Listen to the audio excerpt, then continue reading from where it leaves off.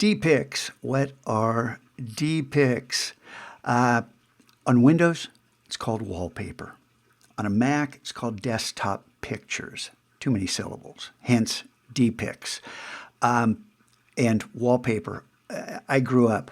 I had too many wallpaper years, and I'm scarred from wallpaper in my past, so I can't even refer to it as that without reverting to horrid memories of terrible wallpaper.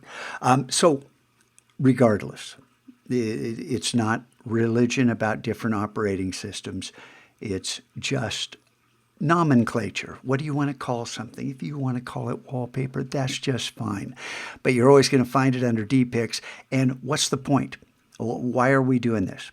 Well, number one, I want to start the MacLab desktop gallery, which we're going to, on occasion, I'm going to tell you to hide all your apps and, let's look at what everybody's got on their desktop, because I want you to continually update your desktop with something new, better, cooler, with the skills you learn. Because let's face it, any still imagery skill you learn this year, you're going to be able to apply that to your desktop. If you work at the correct, you're going to learn about aspect ratios and native resolution of your iMacs, my iMacs, what they share in common. With digital movie projection in the film industry. Cool. The 16:9 aspect ratio. Aspect ratio, width to height. 16:9. That may sound familiar to you for some reason. Hey, your television at home. 16:9, unless you've got some super duper fancy curved screen, super expensive setup. 16:9, industry standard. 1080p, that's 1920 by 1080.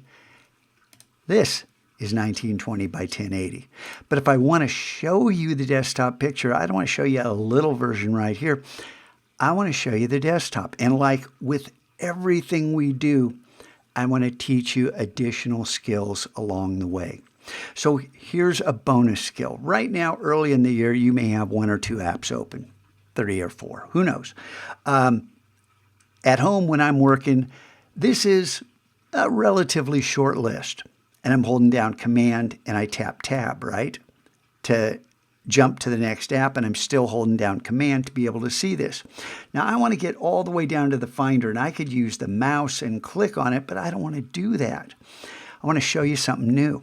So while still holding down Command, I'm going to add Shift to the mix and start going backwards.